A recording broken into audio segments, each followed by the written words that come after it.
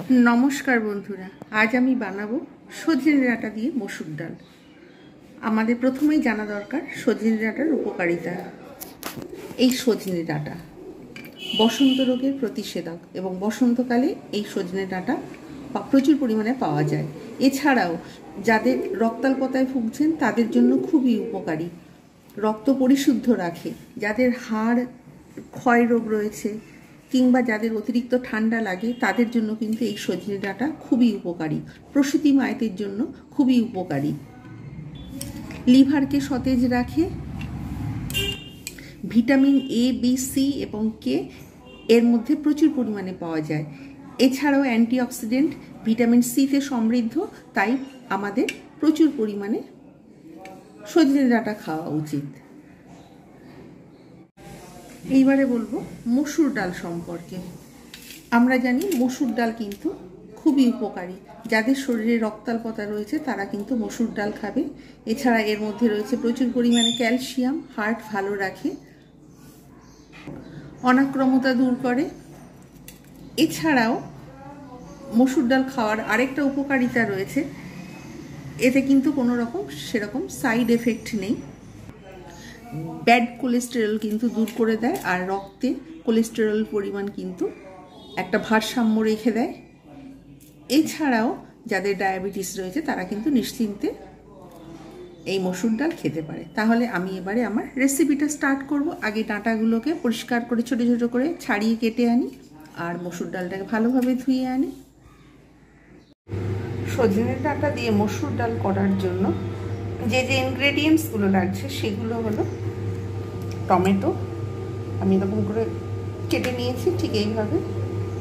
এখানে এই যে ডাঁটাগুলোকে আমি কিন্তু খোসা ছাড়িয়ে কেটে ধুয়ে পরিষ্কার করে রেখে দিয়েছি। এখানে লঙ্কাগুলোকে চিড়ে রেখে দিয়েছি, মসুর ডালটাকে ধুয়ে নিয়েছি, গোটা জিরে, হলুদ আর লবণ আর সাদা তেলে রান্নাটা করব। সুতরাং রেসিপিটা এবার স্টার্ট করি। দিয়ে দিয়েছি সাদা তেল।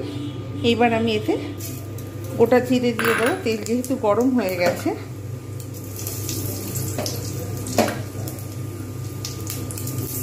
এবারে দেব এতে কাঁচা লঙ্কা। আপনারা শুকনো লঙ্কা ইউজ করতে পারেন, আমি এই লঙ্কা ইউজ করে সুন্দরভাবে ভাজা হয়ে গেছে।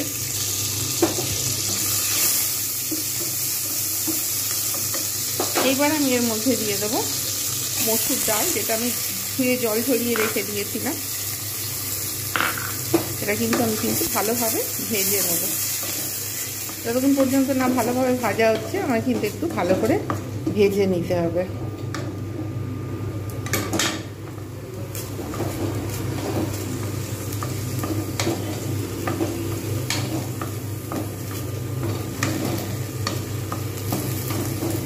এমনিতে মসুর ডাল যেহেতু সুস্বাদু, আর একটু ভাজলে আরও কিন্তু টেস্ট বেড়ে যায়। ডাঁটা অত পরিমাণে ভাজার কোনো প্রয়োজন নেই, কিন্তু ডালটাকে একটু ভেজে নিলে অনেক ভালো টেস্ট হয়।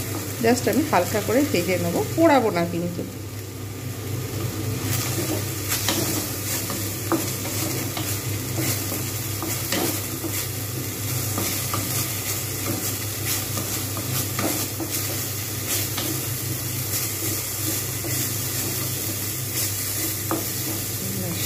সুন্দর একটা অলরেডি স্মেল আসতে শুরু করে দিয়েছে। এইবার আমি এর মধ্যে দিয়ে দেবো টমেটো। টমেটোটা দিয়ে আবার ফের আমি নাড়তে থাকবো। ডালে কিন্তু আগে নুন দিলে সিদ্ধ হয় না, এটা কিন্তু এক ধরনের টিপস। এটা হলুদ দিয়ে সিদ্ধ করতে হয় ডাল, কিন্তু নুন কখনোই দিতে নেই। সিদ্ধ করার আগে নুন দিলে ডাল কিন্তু আর সিদ্ধ হয় না। দেখা যাচ্ছে খুব সুন্দরভাবে কিন্তু টমেটো, ডাল, লঙ্কা এগুলো কিন্তু বেশ ভালোভাবে মিক্স করে নিয়েছি। এইবার আমি এর মধ্যে দিয়ে দেবো ডাঁটাগুলো। আমি কিন্তু পরে আর আলাদা করে আর ফোড়ন দেবো না, একেবারে বসিয়ে দিলে এটা কিন্তু খুব সুন্দর একটা টেস্টও হয় আর খুব ভালোও লাগে। ডাঁটা কিন্তু কখনোই ভাজা উচিত নয়, এর যে গুণাগুণগুলো থাকে সেগুলো কিন্তু সচরাচর বেশি নষ্ট হয়ে যায়। তাই ডাঁটা জাস্ট অল্প করে এরকম করে নাড়িয়ে নিতে হয়, এটা ভাজলে এর টেস্টও ভালো আসে না। হয়ে গেছে। এইবার আমি এর মধ্যে দিয়ে দেবো পরিমাণ মতো জল। যতক্ষণ পর্যন্ত না সিদ্ধ হচ্ছে ততক্ষণ নামাতে পারবো না। এটা কিন্তু আমি ঢাকনা দিয়ে রেখে দেবো। আর হলুদটা আমি এতে দেবো কাঁচা হলুদ দেবো, মানে এমনি হলুদ দেবো। হলুদটা ভাজার সময় দিইনি, তলায় পুড়ে যাওয়ার সম্ভাবনা থাকে, যার জন্য।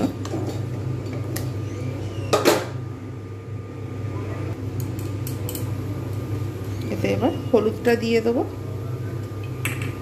আর একটু পরিমাণে জল দেব।